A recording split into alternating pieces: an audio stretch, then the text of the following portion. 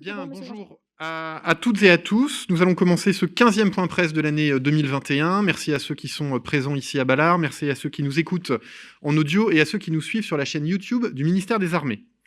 Nous avons aujourd'hui un point presse consacré à l'Indo-Pacifique et nous avons l'honneur de recevoir le général de Rancourt et le contre-amiral Ray, à qui je céderai tout à l'heure la parole.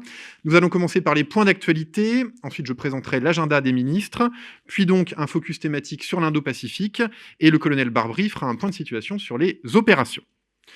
Je commence par les sujets d'actualité. 8 points d'actualité cette semaine. Et je commence par la vente des 30 Rafales à l'Égypte, vente dont la ministre des Armées, Florence Parly, s'est félicitée. Je rappelle qu'il s'agit d'une vente qui concerne 30 avions Rafale. L'ordre de grandeur du contrat est de 4 milliards d'euros et les livraisons s'échelonneront entre 2024 et 2026. L'Égypte est évidemment un partenaire stratégique de la France. L'Égypte est un pays à la fois arabe, un pays africain, un pays qui jouxte la Méditerranée, la mer Rouge et les pays du Golfe. La sécurité de l'Égypte conditionne la sécurité de toute la zone. Par ailleurs, l'Égypte est engagée dans la lutte contre le terrorisme, que ce soit dans le nord du Sinaï, que ce soit en Libye, et ces chasseurs Rafale contribueront à la lutte contre le terrorisme opérée par nos partenaires égyptiens. L'Égypte est aussi attachée, comme nous, à la liberté de circulation, au respect des eaux territoriales, notamment en Méditerranée orientale.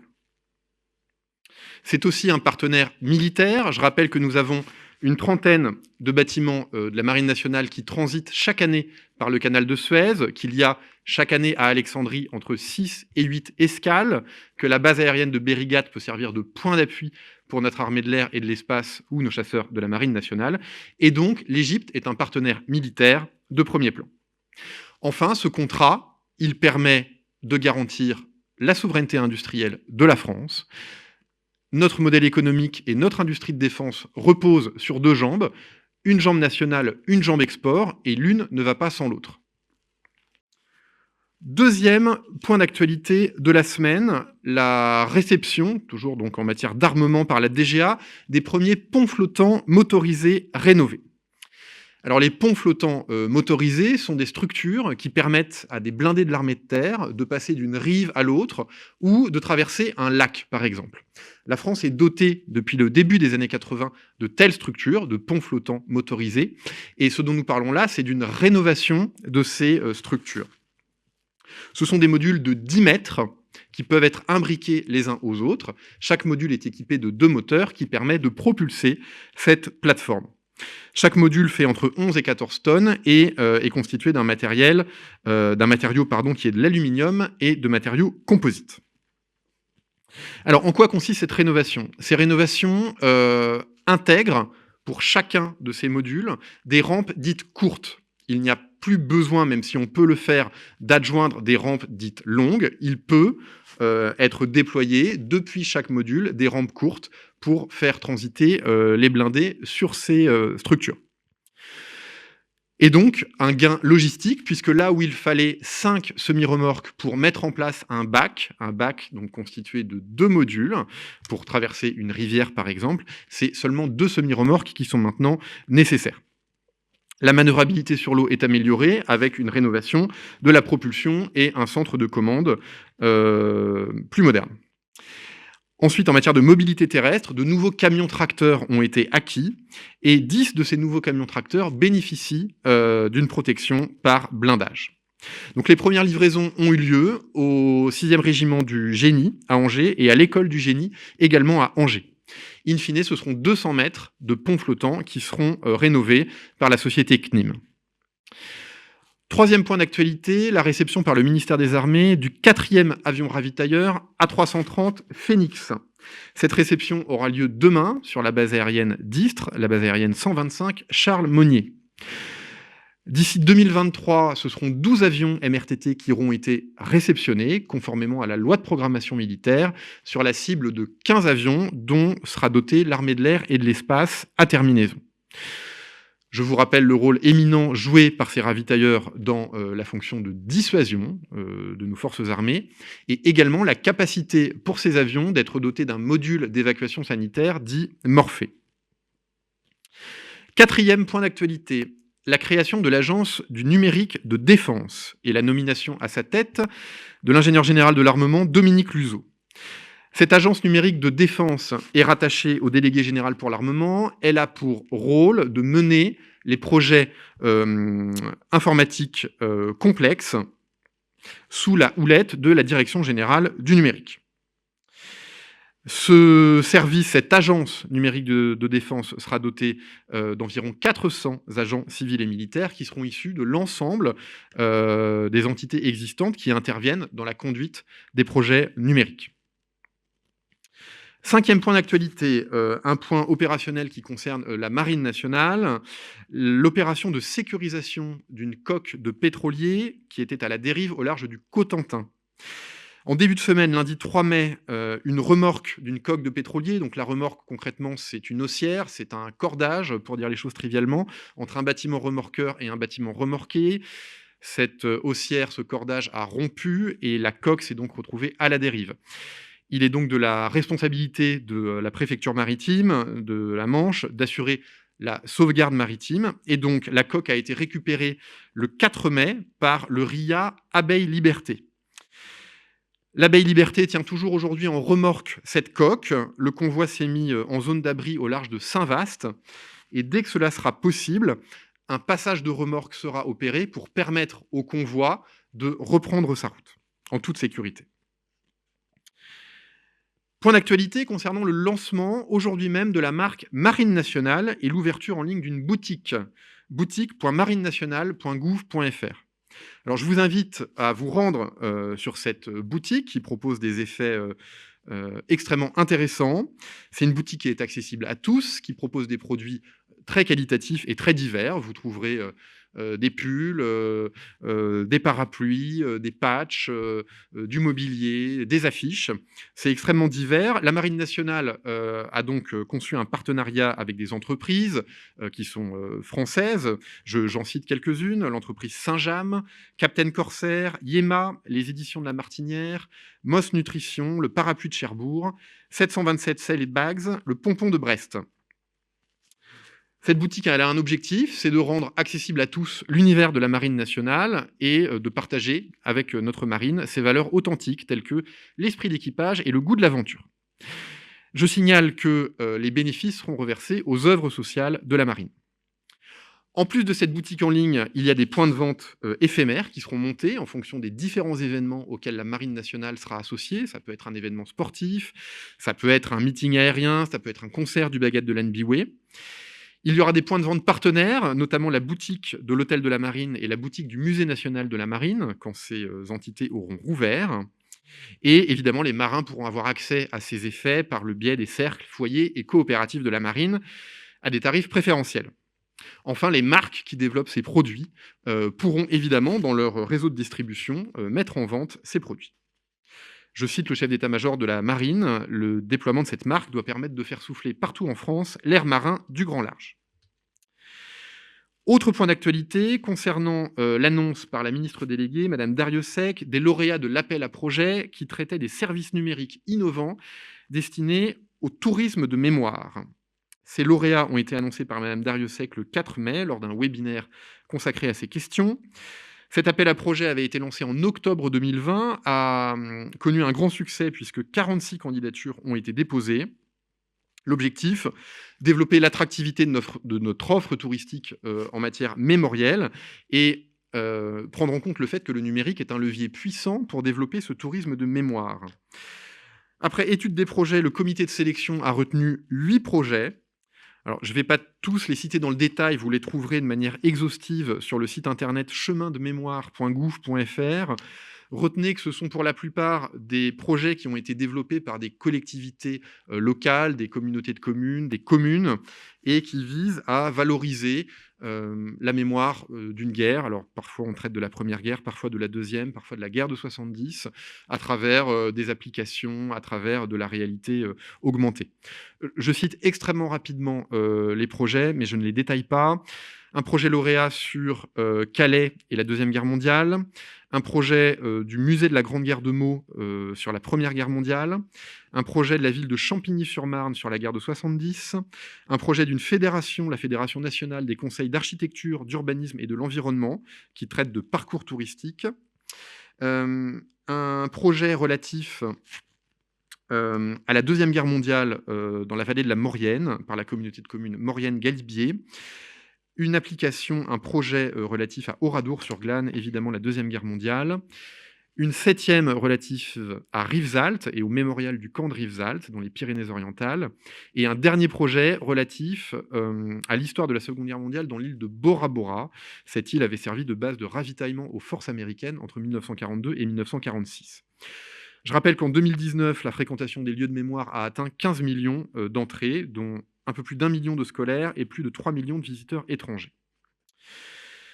Voilà, j'annonce enfin la deuxième édition de la Fabrique Défense. Alors la Fabrique Défense, vous vous en souvenez, c'est une manifestation qui a pour but de permettre aux jeunes citoyens européens de se réunir, de se rencontrer, de créer des liens et d'appréhender les enjeux de défense.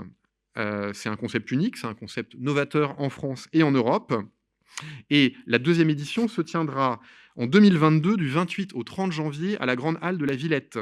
Sur près de 20 000 mètres carrés, de nombreuses activités seront proposées, des débats et des conférences, un forum des métiers, des wargames, des reconstitutions historiques, des ateliers de simulation de gestion de crise, des projections de films, etc.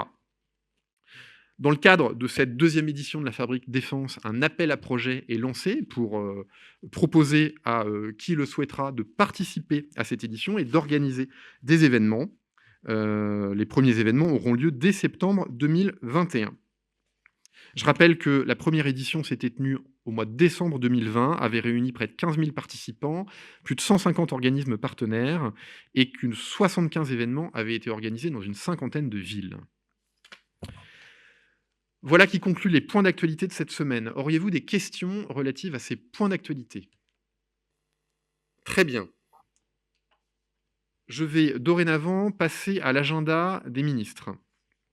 Aujourd'hui même, jeudi 6 mai, la ministre Florence Parly est à Bruxelles pour participer au Conseil des affaires étrangères de l'Union européenne. Ce conseil, il est chargé de l'action extérieure de l'Union européenne. Il se réunit autour des ministres des Affaires étrangères et il est présidé par le haut représentant de l'Union européenne pour les affaires étrangères et la politique de sécurité, M. Borrell. Alors, en fonction des thèmes abordés, et c'est le cas aujourd'hui, il peut aussi réunir les ministres de la Défense des États membres. En l'occurrence, le sujet du jour, c'est la gestion de crise au sein de l'Union européenne. Les ministres reviendront sur les interventions de l'Union européenne dans les zones de crise, en particulier le Sahel, le Mozambique et la Libye. Ils devraient définir la gestion de crise comme une priorité de la boussole stratégique, je le rappelle, cette sorte de livre blanc au niveau européen. Cette boussole stratégique fixera les futurs objectifs de l'Union européenne en matière de défense. La ministre Florence Parly réaffirmera dans ce cadre la nécessité pour l'Union européenne de pouvoir mener des opérations militaires flexibles et réactives en s'appuyant sur notre expérience au Sahel. La ministre profitera également de sa présence à Bruxelles pour s'entretenir avec le secrétaire général de l'OTAN, M. Stoltenberg, avec un échange consacré à l'importance de la coopération entre l'Union européenne et l'OTAN. Ce même jour, le jeudi 6, la ministre déléguée est à La Rochelle, où elle fait deux choses. D'abord, elle inaugure un nouveau bâtiment du service des pensions et des risques professionnels. C'est un bâtiment qui abrite 23 km d'archives et de dossiers. C'est un chantier qui aura duré 24 mois, 23 millions d'euros d'investissement, et il aura, c'est une singularité, mobilisé 7600 heures au profit de personnes qui sont en difficulté. La ministre déléguée échangera ensuite avec des volontaires du 3e régiment du service militaire volontaire de La Rochelle. Je rappelle que ce 3e RSMV a ouvert en janvier 2016 et qu'il a vocation à accueillir des jeunes entre 18 et 25 ans pour les préparer à l'entrée dans la vie active dans un cadre qui est un cadre structurant des valeurs militaires. Ce samedi 8 mai, Mme Parly et Mme Darrieussecq participeront aux commémorations, évidemment, du 8 mai. Lundi 10, la ministre Florence Parly se rend à Creil pour une séquence consacrée à l'intelligence artificielle. Ce déplacement, il intervient 2 ans après son discours fondateur sur le sujet à Saclay. La ministre avait défini l'intelligence artificielle comme une priorité stratégique du ministère. Je rappelle que le budget consacré à l'intelligence artificielle s'élève à 100 millions d'euros par an, en moyenne entre 2019 et 2025 et que d'ici 2023, nous recruterons 200 spécialistes en intelligence artificielle. La ministre assistera à plusieurs ateliers qui illustreront de façon concrète la façon dont l'intelligence artificielle est utilisée dans nos systèmes d'armes ou dans nos opérations. Alors, elle verra des illustrations variées. Je cite un sujet dont j'avais déjà parlé en point presse, le développement d'un logiciel de lutte contre la désinformation, ou un deuxième sujet, l'utilisation de l'intelligence artificielle pour détecter les signaux de déclenchement des IED. Elle assistera également à une présentation du programme Artemis, qui est le grand programme fédérateur au ministère des Armées pour la gestion et le traitement des données massives. Mardi 11, la ministre participera aux questions d'actualité au gouvernement, à l'Assemblée nationale, et ensuite présidera un comité ministériel d'investissement. Le même jour, Mme Darrieussecq se verra remettre par M. Jean-Jacques Jordi un rapport dans le cadre de la mission d'évaluation de l'intérêt historique et scientifique des archives des rapatriés, archives qui sont actuellement à Dreux et à Luigny. Enfin, mercredi 12, la ministre enchaînera un conseil de défense traditionnel et un conseil des ministres, et s'entretiendra ensuite avec son homologue colombien. Nous avons avec la Colombie un dialogue approfondi sur la situation dans une région où les trafics, les activités illicites affectent nos intérêts de sécurité. Et nous avons donc une coopération de défense qui est dense, mais qui est appelée également à se développer. Enfin, elle s'entretiendra en visioconférence avec M. Maurer, Peter Maurer, qui est le président du Comité international de la Croix-Rouge, entité avec laquelle le ministère des Armées entretient un dialogue approfondi sur les nombreux théâtres de crise, Levant, Sahel, par exemple, comme sur les moyens de renforcer l'application du droit international humanitaire. J'en ai fini pour la présentation des agendas des deux ministres. Auriez-vous des questions relatives à ces agendas ? Ah ouais, là, ça doit marcher. Pierre Alonso de Libération. Lundi, elle sera donc à la DRM, Florence Parly. La ministre, vous avez dit à Creil, mais c'est donc à la DRM. C'est cela. Ouais. Oui, Harold Iman de CNews. Ma question, c'était, pourriez-vous nous en dire plus sur le logiciel visant à lutter contre la désinformation, s'il vous plaît ? Alors, je vous renvoie à une présentation que j'avais faite dans un point presse précédent. L'objectif, c'est une application qui vise à développer un algorithme qui reconnaît des codes sources, des mots-clés relatifs à la désinformation, qui permettent de voir d'où ils émanent et par qui ils sont véhiculés. Et donc, ça permet de contrer et de réagir avec célérité au début de désinformation que nous pouvons constater grâce à ce logiciel. J'en avais parlé assez longuement dans un point presse précédent. On va vous envoyer, M. Iman, toutes les références sur ce que j'avais dit dans un point presse précédent. Et pareil pour M. Alonso. Très bien, merci beaucoup. Nous allons maintenant passer au focus thématique du jour qui traite de l'Indo-Pacifique. Je fais une très courte introduction sur cette thématique. Le président de la République, en mai 2018, il avait présenté sa vision pour l'Indo-Pacifique. Et cette vision, elle vise au maintien dans cette zone d'un espace ouvert, d'un espace inclusif, d'un espace libéré de toute forme de coercition et fondé sur le respect du droit international. Le président de la République avait aussi rappelé l'importance de nos partenariats avec l'Inde, avec l'Australie, et rappelé le rôle éminent que jouent nos départements et nos collectivités d'outre-mer dans la coopération régionale. Je le rappelle, c'est une évidence, et le général de Rancourt détaillera tout cela, mais l'Indo-Pacifique est le théâtre d'évolutions stratégiques profondes. Il y a évidemment une compétition sino-américaine, il y a évidemment des tensions à la frontière entre la Chine et l'Inde, à la frontière entre l'Inde et le Pakistan, dans la péninsule coréenne, et ces tensions modifient les équilibres régionaux. Nous avons également des menaces transnationales que sont la piraterie, les trafics illicites, le terrorisme, et également ce que nous commençons à voir, les conséquences du dérèglement climatique qui se font ressentir en matière de sécurité. La France est une nation résidente de l'Indo-Pacifique du fait de ses 7 départements et collectivités d'outre-mer, qui héberge 1,6 million d'habitants et qui représente une zone économique exclusive de 9 millions de kilomètres carrés.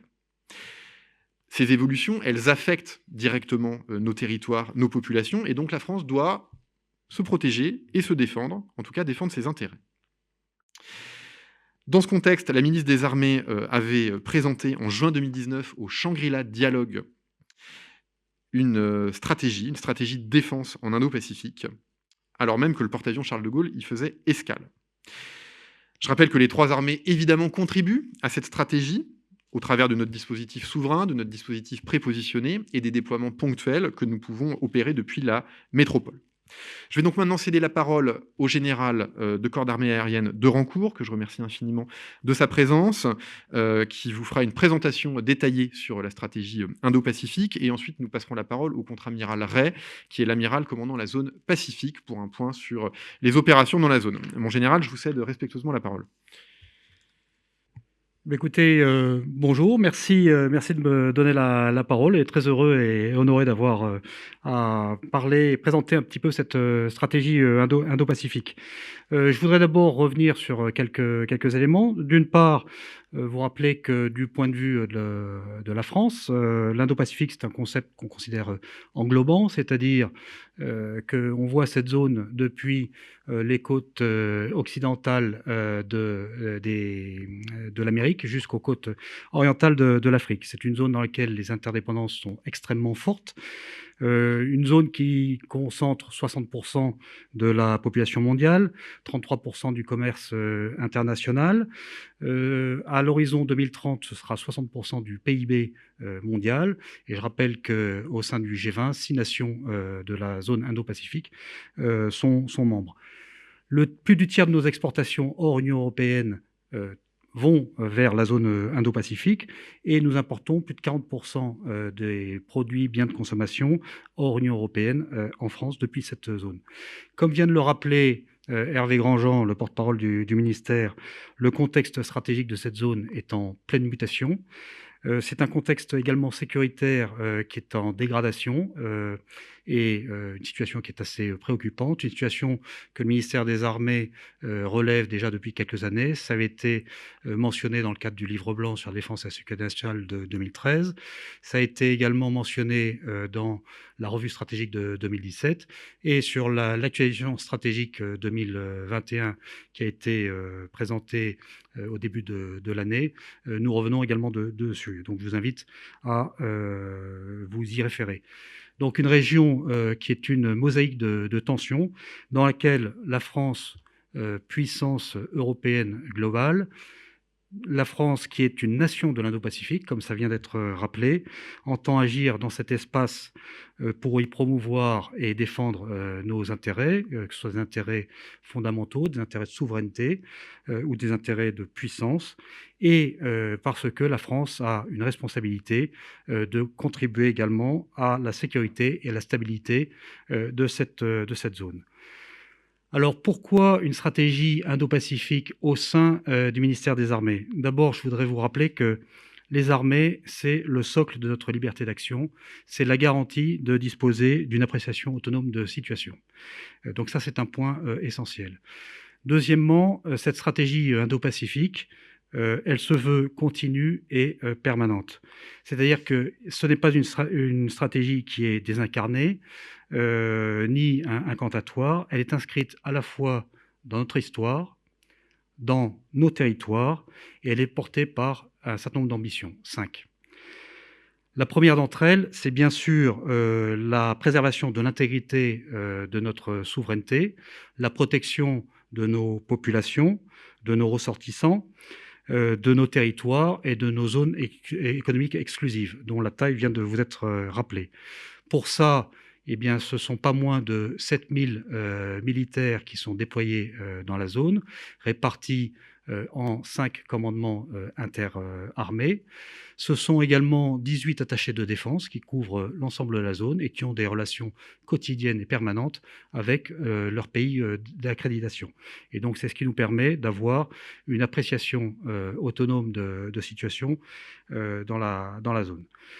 La deuxième ambition, c'est celle liée à la responsabilité de la France en termes de stabilité stratégique et de sécurité régionale.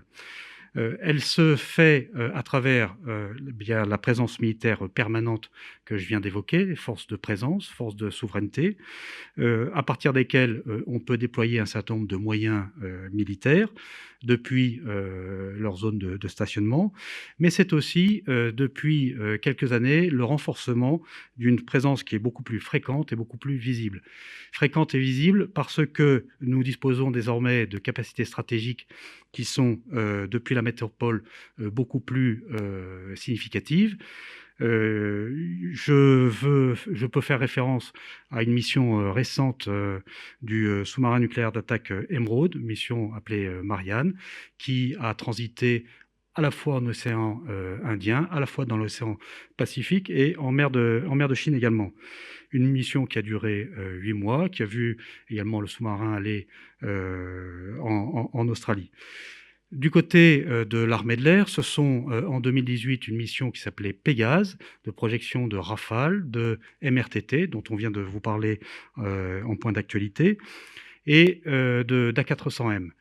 Au début de l'année 2021, ça a été une mission également de l'armée de l'air avec Rafale, MRTT et A400M, un dispositif de 150 personnes qui est allé jusqu'en Inde. Ce sont également des exercices à la mer. Il y a eu tout récemment l'exercice La Pérouse avec le porte-hélicoptère amphibie qui a interagi avec les marines de l'Australie, des États-Unis, du Japon et de l'Inde. Ce sont également des exercices de grande ampleur, en particulier avec les forces armées de Nouvelle-Calédonie, un exercice très connu qui s'appelle Croix du Sud. La dernière édition a vu plus de 3000 hommes engagés dans cet exercice. L'édition précédente, qui a dû être annulée du fait de la crise sanitaire, prévoyait l'engagement de près de 18 000 soldats. L'année 2021, en termes d'exercice et de déploiement, sera extrêmement dense. Ce sont également des missions de surveillance qui sont assurées par nos forces de présence et de souveraineté ou les forces qu'on projette depuis la métropole, des missions en mer de Chine méridionale et également pour contribuer à la lutte contre la prolifération des armes de destruction massive, la participation aux missions de surveillance, les sanctions contre la Corée du Nord, les missions de surveillance contre les transbordements illicites. La sécurité collective se construit à plusieurs et nous ne sommes pas seuls pour répondre aux enjeux qui viennent d'être évoqués. En premier lieu, nous avons des liens extrêmement forts, bien sûr, avec les États-Unis, qui sont un allié historique, un partenaire fondamental. Nous avons une convergence d'intérêts de défense et de sécurité, un haut niveau d'interopérabilité avec les États-Unis, et nous essayons d'exploiter toutes les opportunités de travail en commun avec les États-Unis. Également l'Australie, l'Inde, le Japon, des pays avec lesquels nous partageons une communauté d'intérêts et de valeurs importants. Avec l'Australie, nous avons un partenariat stratégique, des contacts extrêmement réguliers, que ce soit à travers des exercices, que ce soit à travers des patrouilles conjointes, ou que ce soit à travers des projets industriels tels que le futur sous-marin australien. Ce sont des choses qui structurent énormément la relation qu'on a avec ce pays, qui s'est considérablement développé dans les dernières années et qui aujourd'hui fait l'objet d'un dialogue bilatéral de sécurité depuis 2019.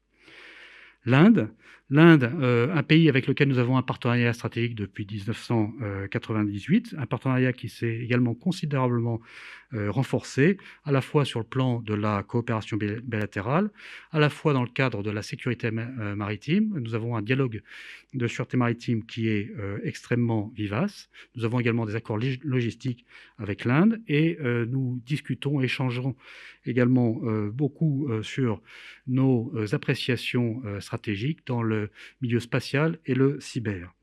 Enfin, le Japon, où le ministère des Armées s'inscrit dans la feuille de route bilatérale qui a été annoncée par le président de la République en juin 2019, Le Japon, avec lequel nous avons également un dialogue maritime qui est extrêmement structuré. Nous organisons également des exercices sur lesquels je pense que l'amiral Ray va revenir. Nous avons des échanges stratégiques également dans les nouveaux champs de conflictualité tels que l'espace et le cyber. Nous avons également d'autres partenariats stratégiques avec des pays d'Asie du Sud-Est. Je pense à Singapour, à la Malaisie, à l'Indonésie, pour lesquels nous travaillons au renforcement de leur autonomie stratégique. Nous les accompagnons dans la modernisation de leurs capacités. Nous avons également des programmes de formation de leurs forces armées, également dans le domaine du maintien de la paix, de la sécurité maritime et également. Troisième axe de notre stratégie, c'est celle qui nous met en cohérence avec les valeurs et notre vision des relations internationales. Je veux parler du multilatéralisme.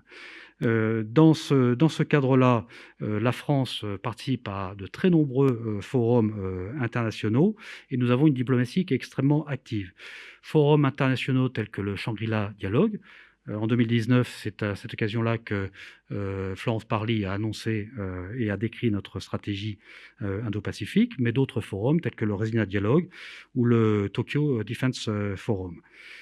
Ce sont également l'appartenance à des forums tels que le South Pacific Defense Minister Meeting. C'est également une adhésion récente de la France à l'Indian Ocean Rim Association. C'est également la présidence en 2021 de l'Indian Ocean Naval Symposium, qui rassemble 24 pays riverains de l'océan Indien, auxquels il faut rajouter 8 observateurs. Donc un forum extrêmement important pour pouvoir promouvoir tous les enjeux de sécurité maritime. Et puis également, 2021 verra la France présider la commission de l'océan Indien.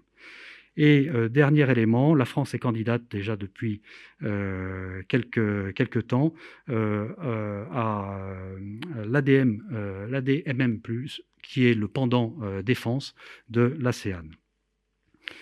Dernier élément qui est probablement le plus j'allais dire original de cette stratégie, mais qui est essentielle parce que la sécurité environnementale est un sujet dont l'ensemble des pays à travers le monde prennent conscience et les impacts stratégiques que ça peut avoir sont cruciaux. Il s'agit non plus de se retrouver dans des situations de réaction, mais plutôt dans des situations d'anticipation des situations. Et donc, nous avons dans ce domaine conduit un certain nombre d'actions pour pouvoir améliorer la cartographie des risques climatiques, pour faire face à l'élévation du niveau des mers, pour accompagner les pays de cette région, en particulier les îles, dans leur résilience, pour pouvoir également mieux coordonner nos réponses aux catastrophes naturelles entre pays riverains. Et c'est un axe important de la coopération avec le Pacifique Sud. Elle s'appuie également sur des accords anciens, les accords France, entre la France, l'Australie et la Nouvelle-Zélande.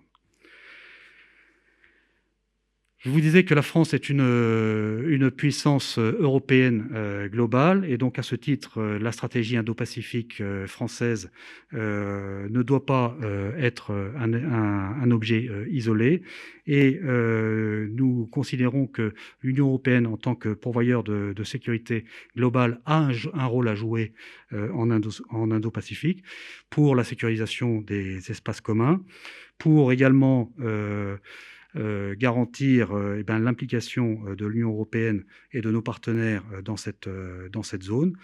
Nous nous réjouissons de voir de nombreuses frégates européennes naviguer en océan Indien ou en Asie.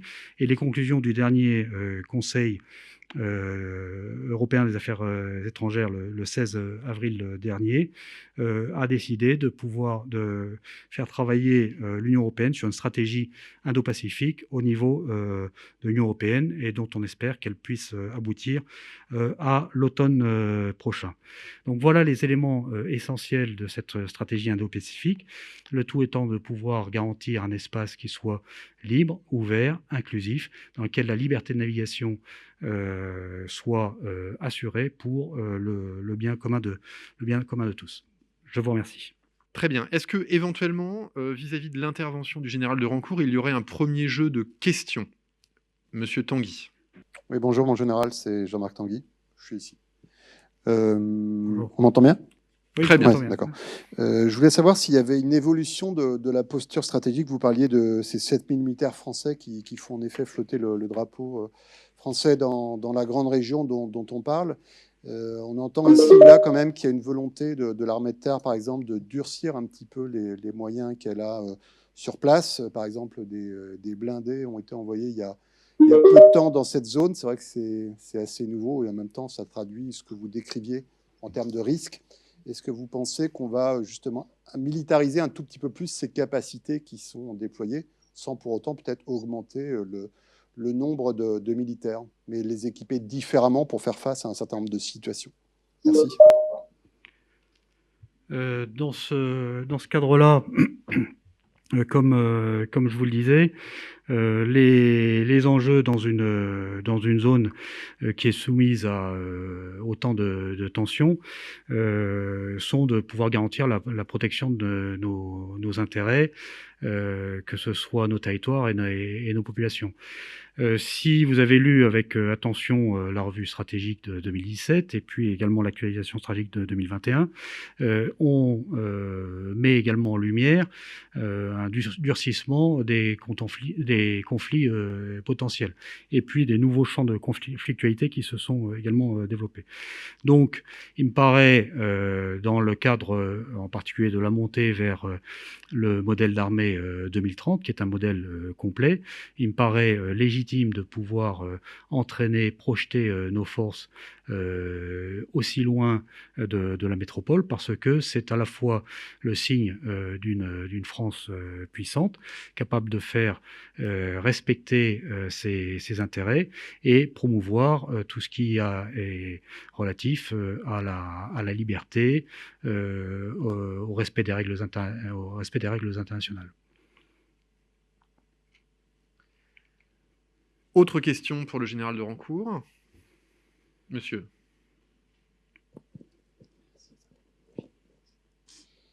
Oui, bonjour. Donovan Renal de la NHK.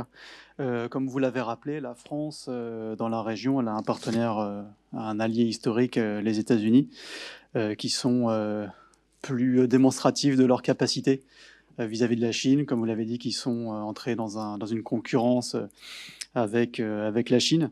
Alors, dans le cadre de la stratégie française, est-ce que vous pouvez nous rappeler quelle est la position des forces françaises vis-à-vis de la Chine, justement, dans cette zone? Merci.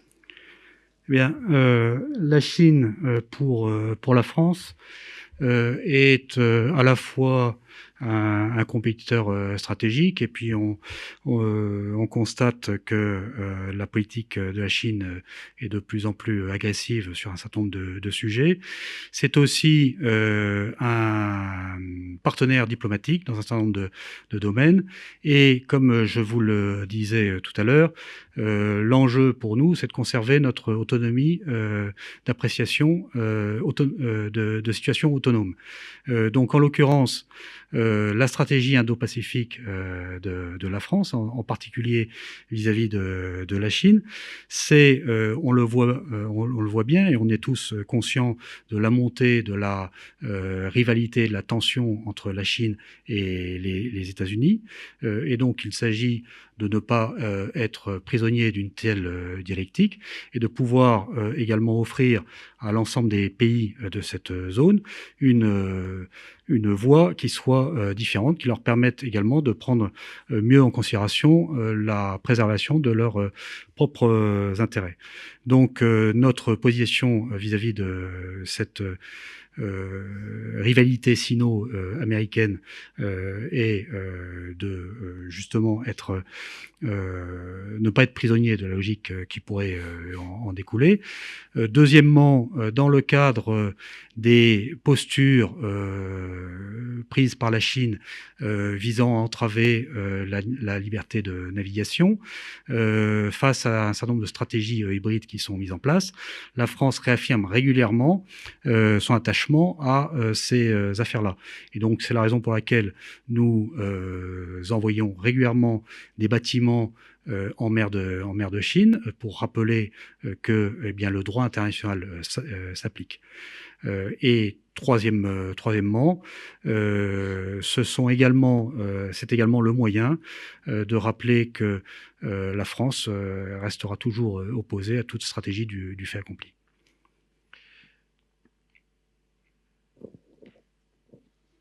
Oui, en général, pour compléter, vous avez évoqué la mission de l'émeraude, justement, dans cette mer de Chine méridionale et la liberté de naviguer.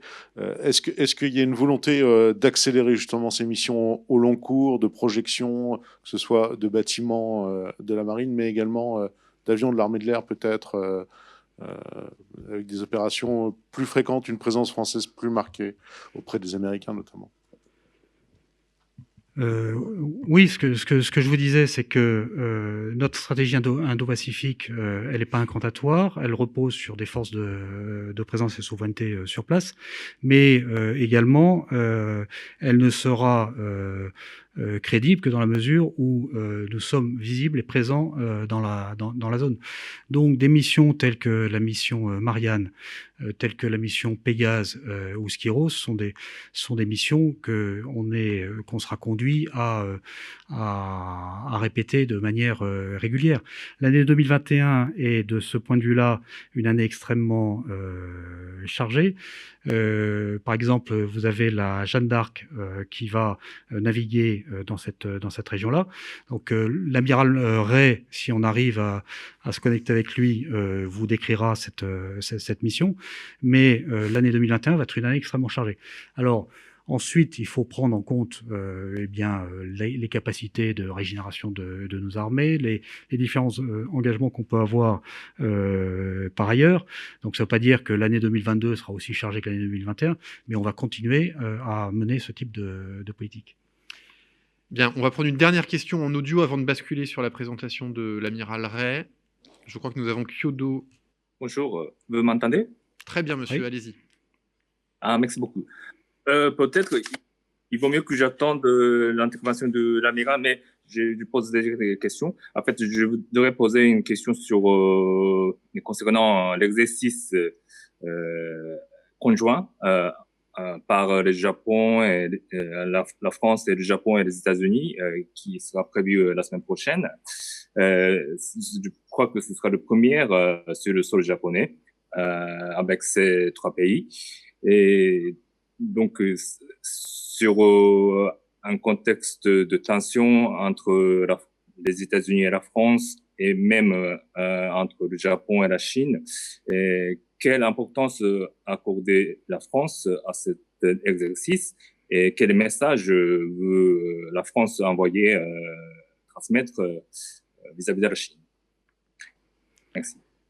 Eh bien, à travers un exercice de cette nature, c'est d'abord répondre à la feuille de route de 2019, c'est-à-dire avoir avec le Japon des relations encore plus étroites dans le domaine opérationnel.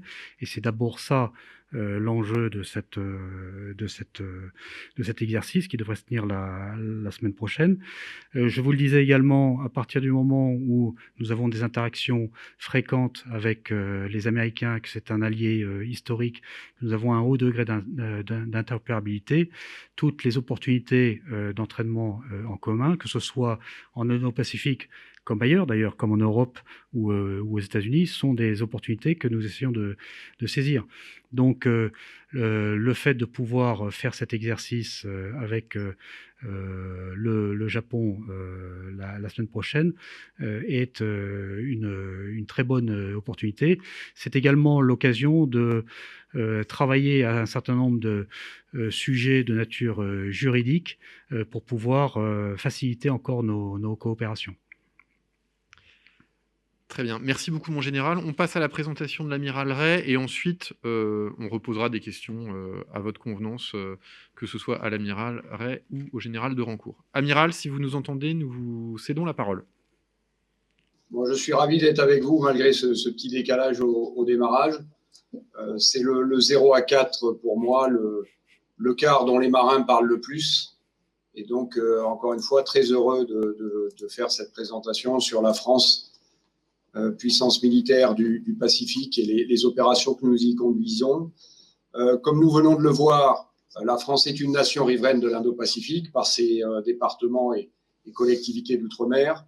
1,6 million de Français habitent leur territoire d'Indo-Pacifique, avec d'ouest en est, pour mémoire, Mayotte, la Réunion, la Nouvelle-Calédonie, Wallis, Futuna et la Polynésie française, d'où je vous parle.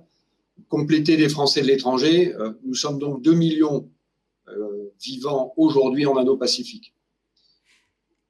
Parmi eux, ils servent de façon permanente 7 000 militaires, dépassant périodiquement les 10 000 comme aujourd'hui, avec les déploiements des groupes Charles de Gaulle et Jeanne d'Arc. Ces hommes et ces femmes arment H24 en Indo-Pacifique, des régiments français, plus de 15 bâtiments de la marine et près de 40 aéronefs militaires qui opèrent chaque jour pour la sécurité des Français et pour la défense des intérêts de la France. Nos forces stationnées sont organisées autour de 5 commandements zonaux. En océan Indien, ils sont à La Réunion, à Djibouti et à Abu Dhabi. Dans l'océan Pacifique, Al-Pasi, que je suis, contrôle à partir de Tahiti l'ensemble des moyens militaires français, sauf ceux opérant dans la partie sud-ouest de l'Océanie, sous la responsabilité du commandeur de Nouméa. Donc là, il faudrait que je puisse vous passer la carte. Voilà. Donc là, ce que je viens de vous décrire rapidement quant à notre organisation, nous pourrons y revenir si vous le souhaitez. Les défis de la zone Indo-Pacifique vous ont été rappelés. La confrontation sino-américaine, qui structure les relations militaires et polarise les tensions déjà nombreuses. Les contentieux territoriaux, principalement maritimes. La remise en cause du droit international, dont la liberté de navigation et de survol dans les espaces communs. La prolifération nucléaire, les conséquences du changement climatique, la piraterie, le terrorisme, y compris maritime, les disputes autour de l'exploitation des ressources marines, la surpêche, le narcotrafic sont bien présents en Indo-Pacifique. Face à eux, la France est forte de son dispositif militaire permanent, renforcé fréquemment d'unités des 3 armées venant de métropole, forte aussi de ses partenariats. Vous aurez noté que notre pays est l'unique nation de l'Union européenne à maintenir une présence militaire en Indo-Pacifique. C'est une bonne base pour y développer un engagement de l'Union.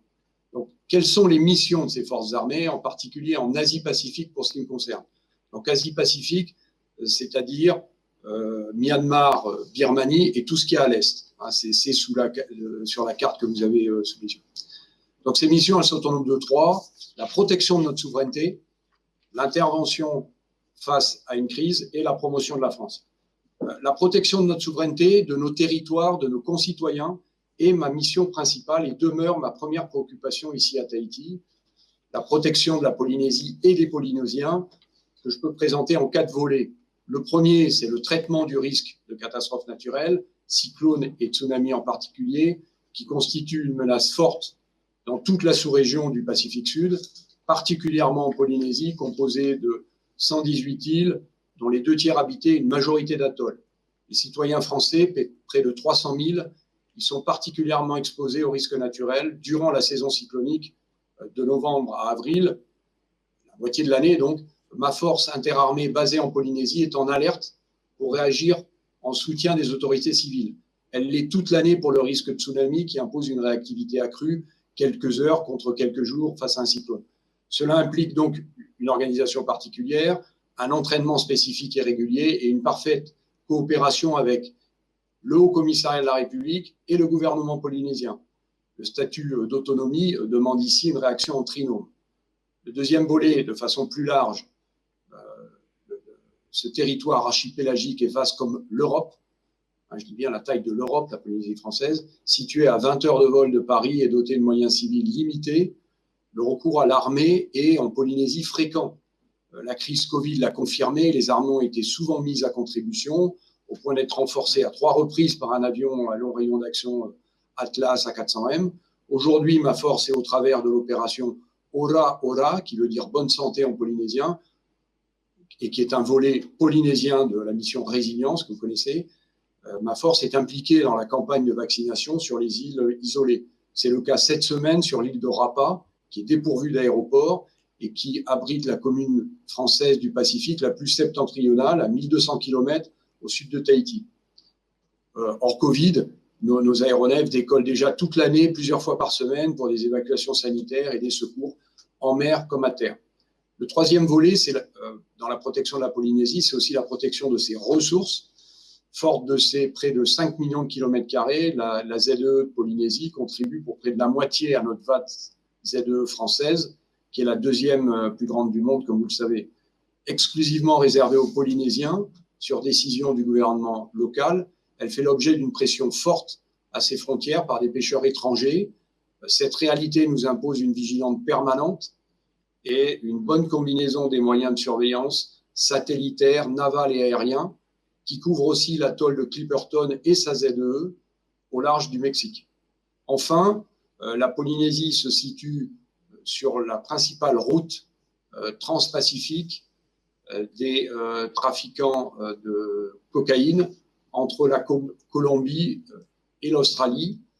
Donc les cartels cherchent à se mêler au flot des plaisanciers et les armées sont les seules à pouvoir intervenir au large dans les espaces de haute mer qui caractérisent la Polynésie.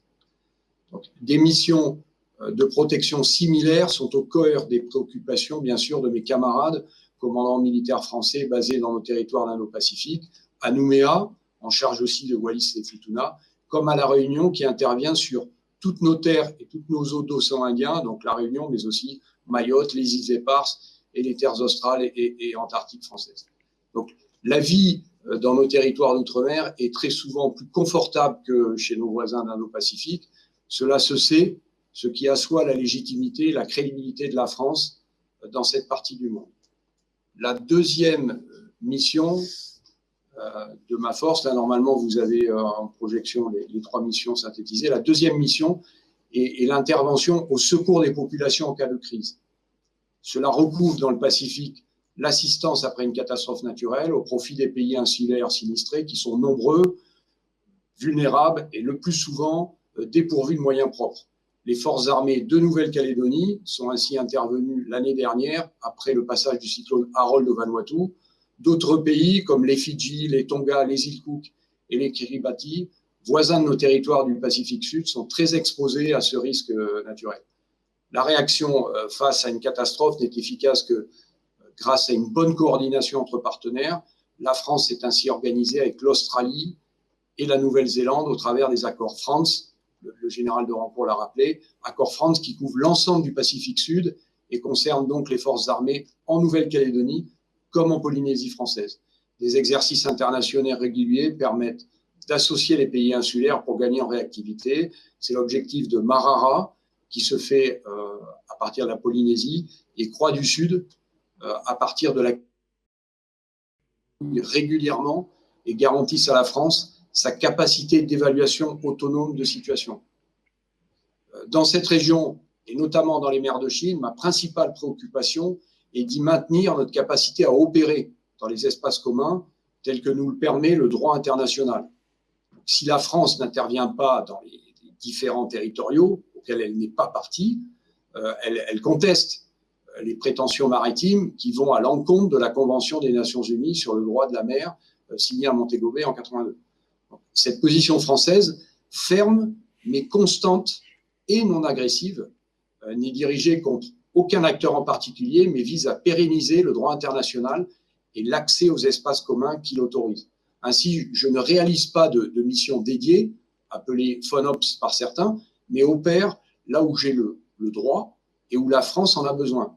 Les bâtiments et les aéronefs sous le contrôle opérationnel d'Alpaci naviguent et volent en conformité avec le droit, en dehors des eaux territoriales et empruntent librement les détroits internationaux. Nos unités participent en Extrême-Orient, en particulier à la mission AETO, qui veut dire aigle en polynésien, au large de la République populaire démocratique de Corée, qui vise à soutenir les résolutions des Nations Unies pour la lutte contre la prolifération nucléaire. Ces résolutions imposent en effet des restrictions d'importation et d'exportation à ce pays qui cherche à les contourner par des transferts illégaux à la mer. Donc, nos bâtiments et nos aéronefs en AETO dissuadent le plus souvent, par leur simple présence, de telles violations et recueillent, le cas échéant, des éléments de preuve. AETO demeure une mission nationale, bien qu'il existe une coordination avec les autres pays engagés.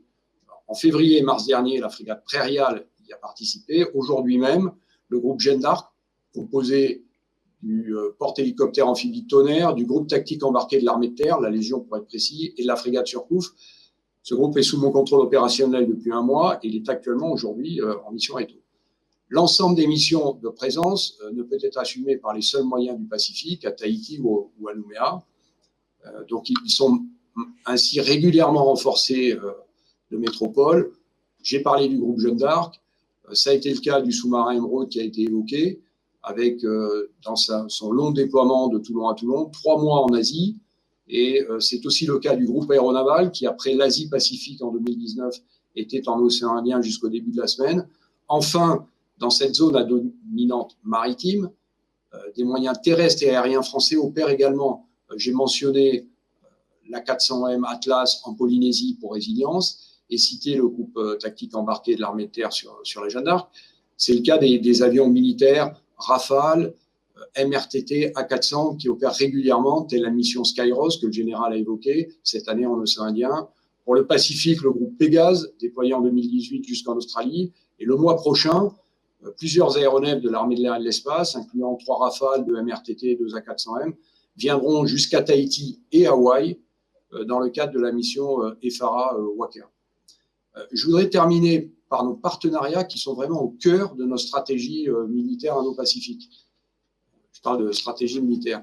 L'action de nos forces dans la région accorde une place privilégiée aux opérations avec nos partenaires. Donc les 4 principaux sont les États-Unis, l'Australie, le Japon et l'Inde. Avec eux, la France développe au maximum l'interopérabilité des forces et coordonne ses activités. Cela passe par des échanges accrus entre états-majors et entre commandeurs. J'ai ainsi des entretiens réguliers, par exemple mensuels avec mes homologues américains d'Hawaï, c'est le même fuseau que Tahiti, c'est pratique, et des Australiens pour les opérations conduites dans ma zone de responsabilité en Asie-Pacifique. Certaines activités demandent une coordination plus fine. Ce fut le cas de Marianne pour notre sous-marin, déploiement exigeant en durée et en élongation, nécessitant un dialogue soutenu avec nos partenaires pour le soutien logistique, la coordination opérationnelle dans la sécurité sous-marine et la relève de l'équipage, incluant la qualification du nouvel équipage aux antipodes avec des unités alliées, des partenaires que j'ai cités.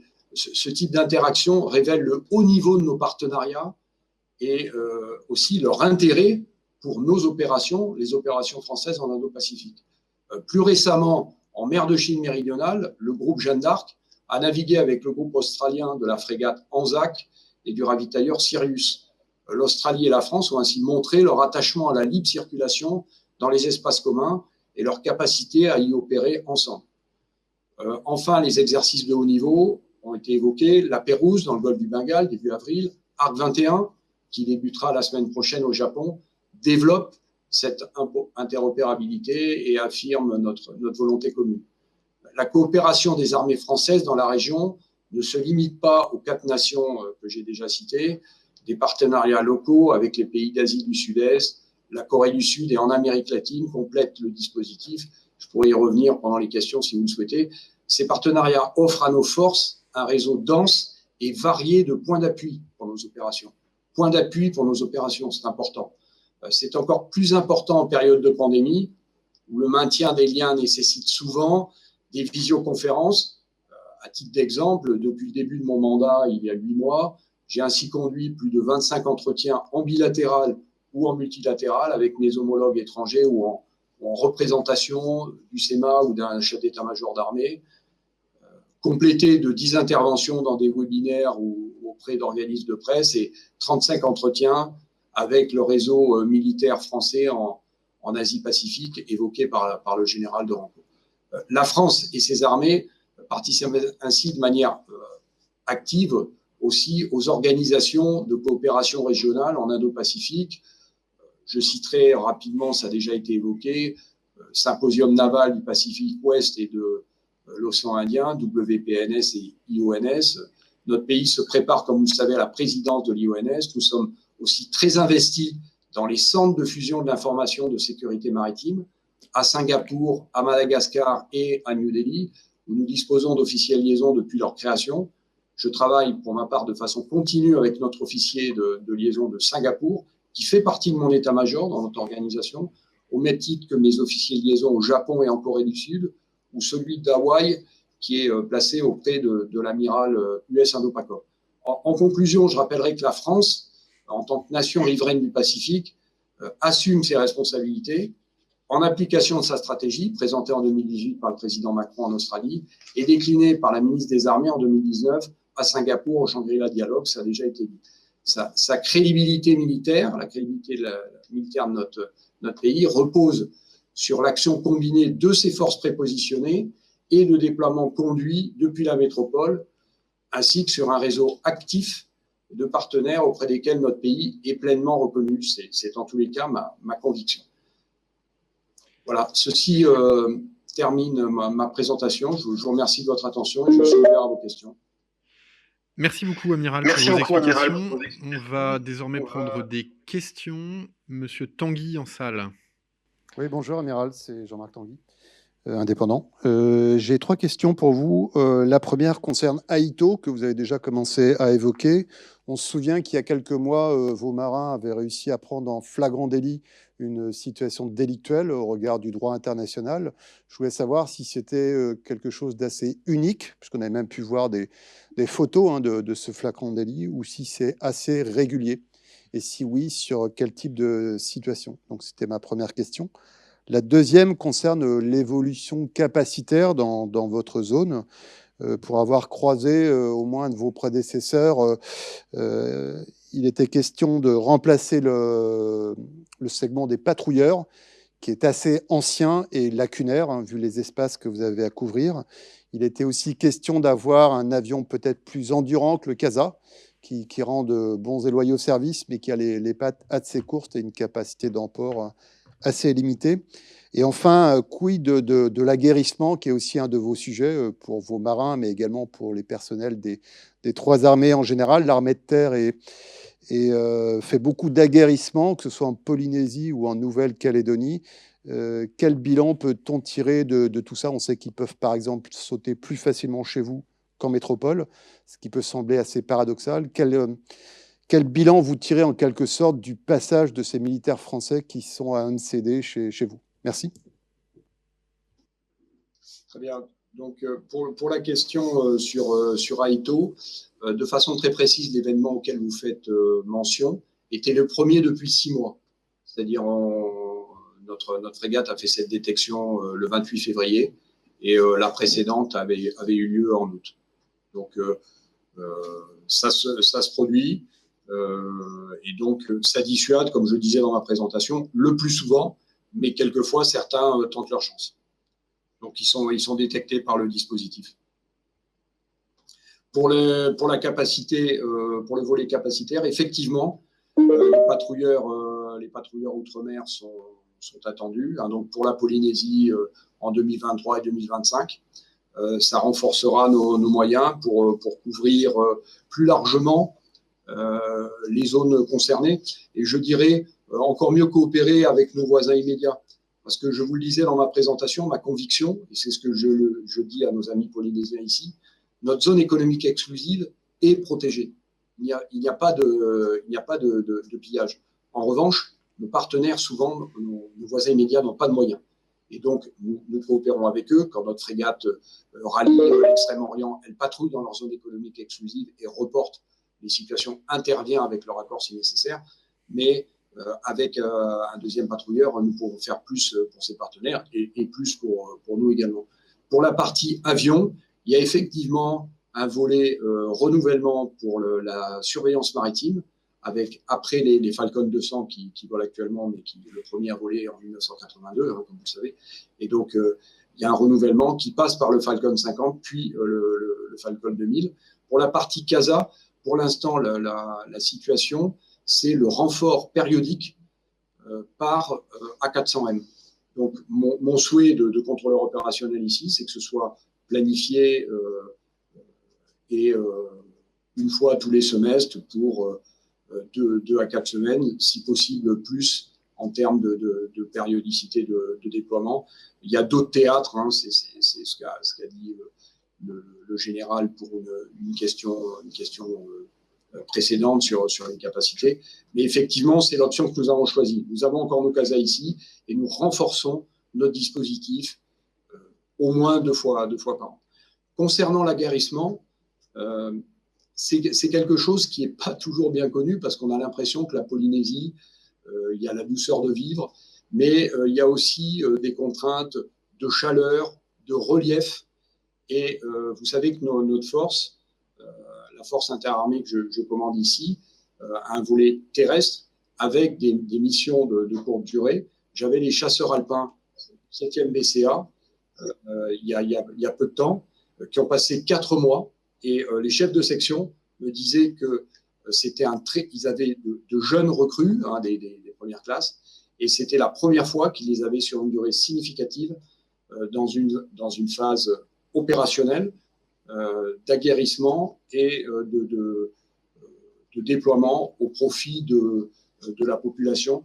Donc c'est quelque chose de très intéressant, en particulier pour notre armée de terre, de préparer nos sections, nos compagnies, avant de se déployer dans des théâtres encore plus exigeants, en particulier parce qu'ici, nous n'avons pas d'adversaires.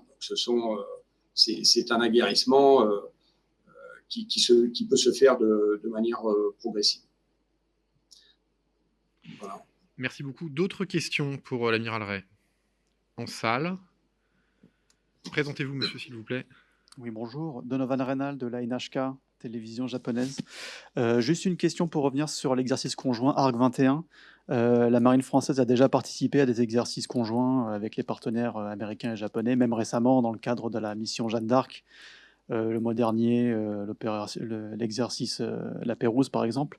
Alors, qu'est-ce que ce nouvel exercice conjoint a de différent? En tout cas, est-ce qu'il y a un point particulier qui mériterait d'être souligné?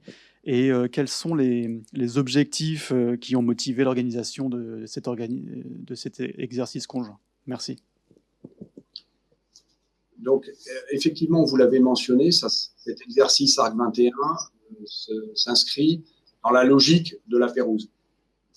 L'exercice ARC 21, son point particulier, j'en vois 2. Si j'avais à choisir, je dirais il est au Japon. Pour nos forces armées, c'est une caractéristique en termes de logistique, de soutien, de capacité de déploiement qui est forte. Et puis la deuxième, c'est qu'il est amphibie.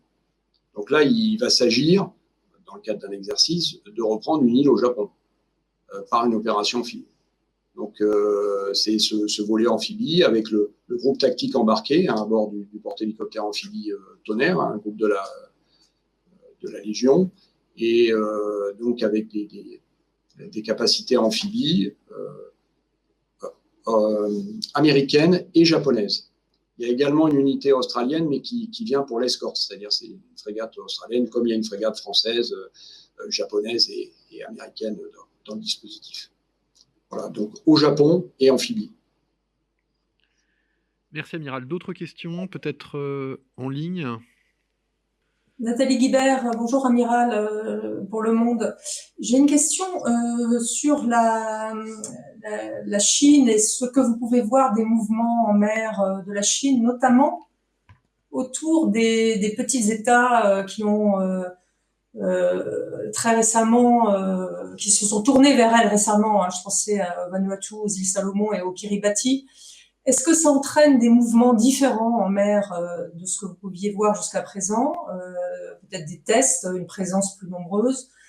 Si c'est pas encore le cas, est-ce que vous vous attendez à voir les Chinois, quelle que soit la forme et la couleur de leur bateau, à venir dans les mois et années qui viennent, beaucoup plus souvent dans ces zones? Merci.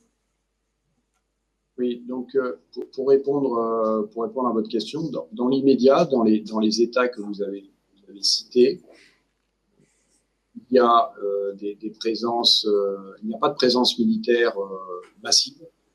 Il peut y avoir des bateaux d'observation. Il y a aussi, bien sûr, des pêcheurs. Alors, dans certains cas, les États ont autorisé la présence des pêcheurs. Dans d'autres cas, vous avez en mémoire le cas des Galapagos, où 200 de pêcheurs chinois sont arrivés à proximité de la zone économique. Donc, c'est dans cette partie, dans le Pacifique Sud, dans la partie insulaire du Pacifique, des pêcheurs dont la présence n'est pas exclue. Hein. Vous vous souvenez, du côté de la Calédonie, il y a quelques années, c'était les blue boats vietnamiens. Donc, nous nous tenons parés. Ça n'est pas le cas, aujourd'hui. De façon, en termes de relations avec les Chinois, nous avons une volonté de déconfliction, la France. Hein. Nous cherchons à établir une relation de déconfliction avec la Chine. Donc, mon prédécesseur avait fait un déplacement en ce sens en Chine pour voir mon alter ego. Et mon alter ego est invité ici à Tahiti. Pour l'instant, ça ne s'est pas fait, mais il y a une volonté de maintenir un échange pour, comme je viens de le dire, pouvoir lever des doutes entre opérationnels. Hein. Ce ne sont pas des relations politiques, ce sont bien des relations militaires. Pour l'instant, l'ensemble de la présence chinoise, une surveillance, mais pas dans la partie que vous évoquiez, c'est-à-dire pas le Pacifique Est ou Sud, plutôt les mers de Chine, mers des Philippines, où une présence, un comportement professionnel non agressif. Et comme je le disais dans notre présentation, le nôtre, c'est le même, hein, ferme, non agressif et connu.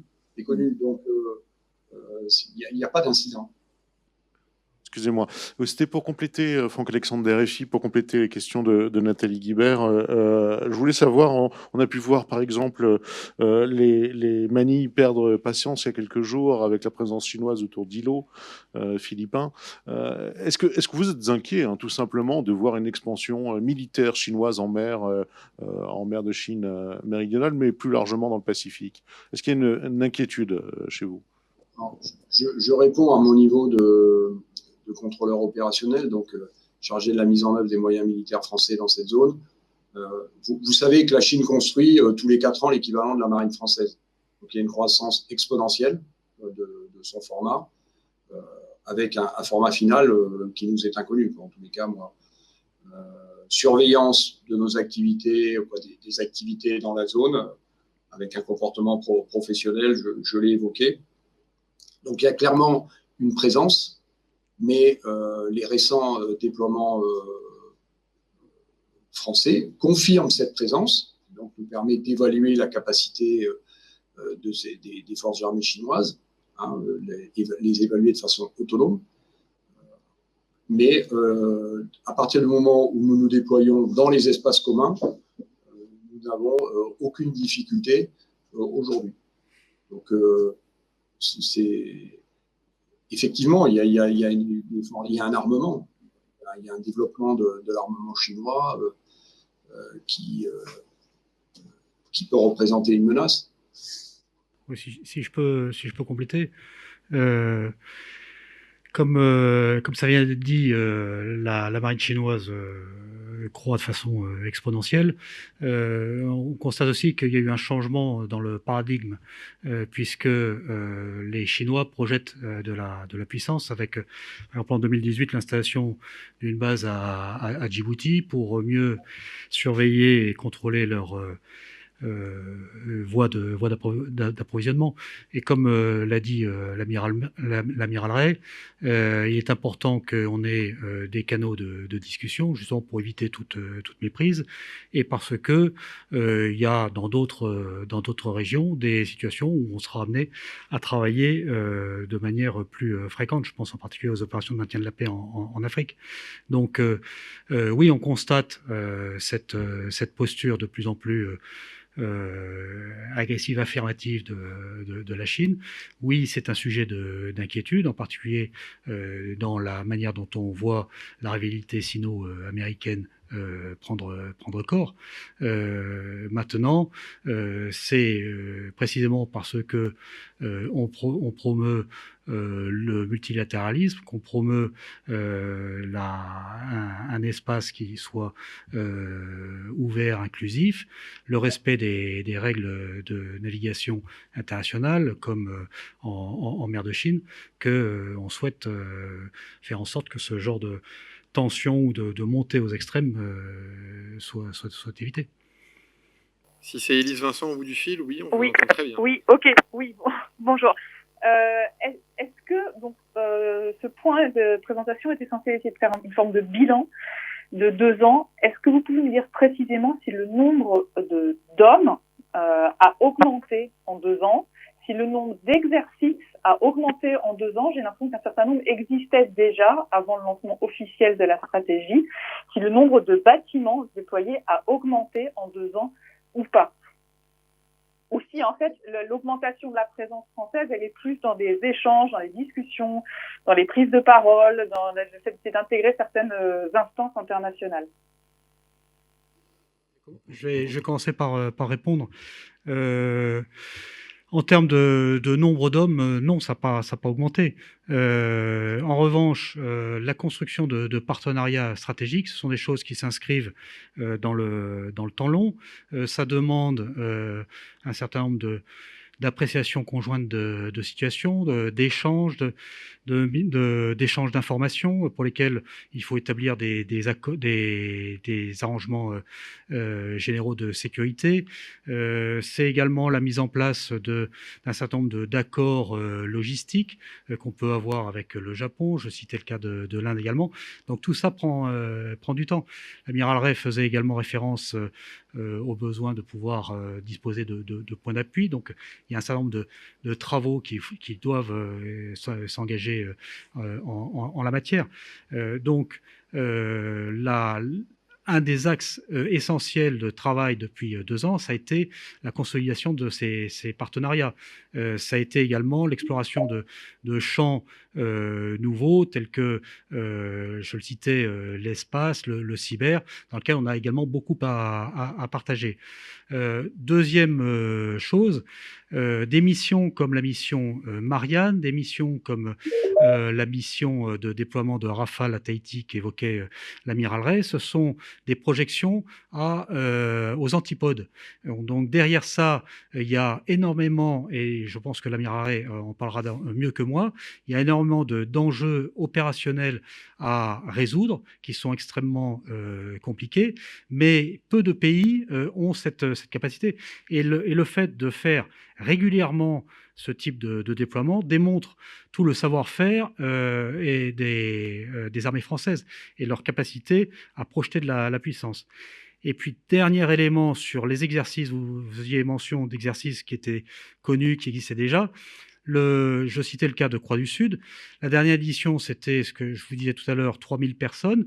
L'édition qui n'a pas pu se faire l'an dernier, c'était quand même 18 000 personnes qui étaient envisagées. Ça montre à la fois la crédibilité des exercices qu'on organise, la capacité à attirer également des partenaires autour de nous sur ce genre d'exercice interarmé de très haut niveau.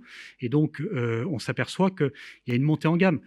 Sur les exercices bilatéraux avec l'Inde, que ce soit Garuda, que ce soit Verona ou que ce soit Shakat, c'est pareil. On constate que le niveau dans lequel se font ces exercices a considérablement accru. Juste une toute petite relance. Vous parlez de travaux qui doivent s'engager pour des points d'appui. Est-ce que vous pouvez les incarner, les illustrer, les préciser ? Eh bien, il s'agit de faire, dans la mesure où on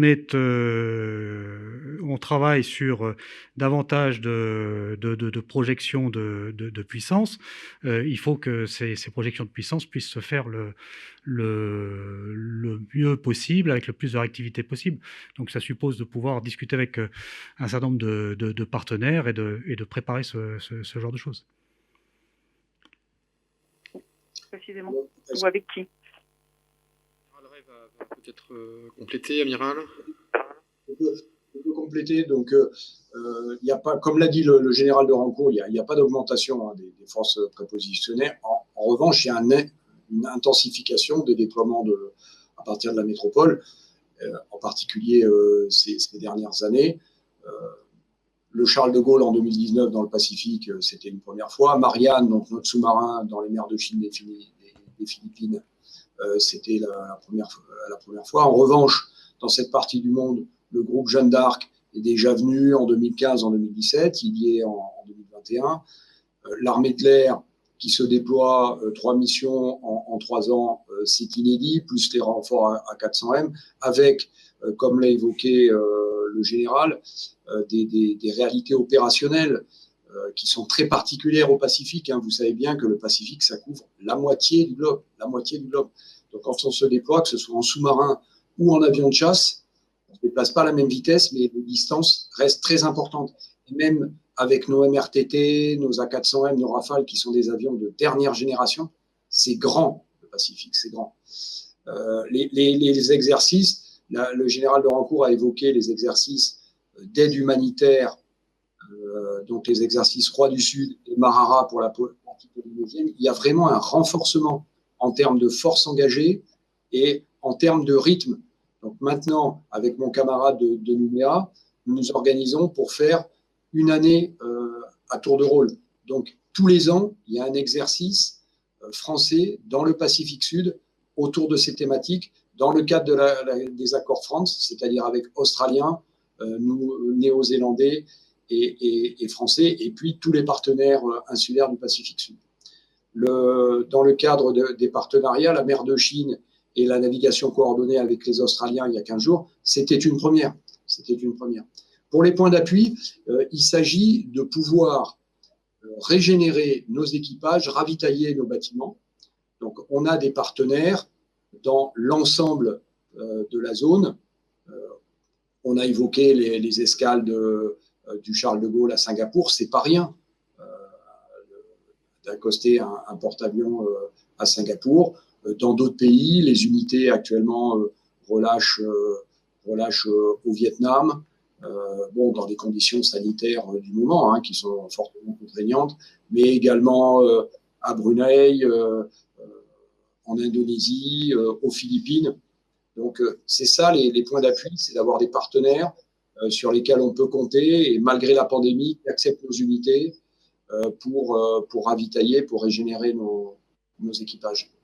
Et c'est un travail constant parce qu'avec la pandémie, il peut y avoir des situations, des ports ou des aéroports qui s'ouvrent, qui se ferment.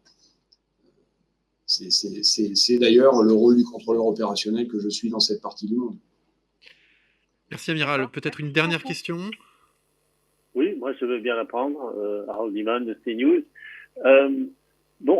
Si l'Inde, l'Australie et le Japon participent à des exercices avec la France, est-ce qu'ils le font davantage qu'avec les États-Unis, puisqu'on disait tout à l'heure que les États-Unis sont dans une dialectique de rivalité avec la Chine et la France est plus multilatérale. Alors est-ce que c'est dans ce quad-là, est-ce que l'Inde, l'Australie, le Japon penchent un peu du côté de la France pour que c'est moins agressif? Voilà. Écoutez, là, je connais pas exactement l'activité opérationnelle de ces pays avec les États-Unis. Toujours est-il que quand on a des opportunités de le faire, on les saisit parce que c'est important. Il y a vous le savez, il y a un forum qui s'appelle le Quad qui existe de manière informelle depuis 2004 et qui a été institutionnalisé tout récemment. Un forum qui rassemble les États-Unis, l'Australie, l'Inde et le Japon. Nous n'en faisons pas partie. C'est pas un forum dans lequel qui doit être considéré comme une alliance parce qu'il n'y a pas de cadre juridique qui encadre ces affaires-là. C'est pas non plus quelque chose qui se tourne vers de l'action militaire. Mais j'imagine que dans le cadre des discussions qu'ils ont dans ce forum, beaucoup d'éléments s'échangent et se discutent. Maintenant, est-ce que ça aura une répercussion sur la fréquence des exercices que ces pays seront conduits à mener ensemble? J'en ai aucune idée. Oui, bonjour, c'est Nicolas Barotte au Figaro. Vous m'entendez? Oui, très bien, monsieur Barotte, allez-y. Oui, bonjour, amiral, mon général. J'ai deux questions, si vous me permettez. Une première sur la Chine, pour prolonger ce qui a été dit. Est-ce que vous constatez une stratégie d'influence de la Chine dans les territoires français de votre zone, que ce soit cyber ou informationnel? Et deuxième question, quelles seraient les conséquences pour vous d'une indépendance de la Nouvelle-Calédonie? Est-ce que vous réfléchissez à ce scénario? Merci. Amiral, peut-être. Oui, donc concernant la zone Asie-Pacifique, en répondant à Madame Guibert, j'ai donné des éléments à mon niveau opérationnel, c'est-à-dire que la Chine est très présente en Extrême-Orient, donc dans les mers de Chine et des Philippines. Après, sur un plan militaire, hein, je parle, ou même ce qu'on appelle les forces de proximité, les proxys, les flottilles de pêche qui ne font pas toujours que pêcher, sont beaucoup moins présentes dans le Pacifique Sud et dans le reste du Pacifique, donc dans la partie Est. Donc la stratégie d'influence est toujours possible, existe dans certains États qui ont des... et ça c'est hors de mon domaine de responsabilité, hein, mais je lis la presse comme vous, et sur les stratégies d'influence liées au financement, la stratégie de la dette. Il y a aussi dans des communautés, y compris nos territoires, hein, une communauté chinoise. Donc il y a des liens naturels qui existent. Mais en revanche, concernant l'influence et les conséquences sur les opérations militaires que nous menons, je ne constate pas de conséquences directes. Pour le deuxième volet, l'indépendance de la Nouvelle-Calédonie, ça peut devenir une réalité.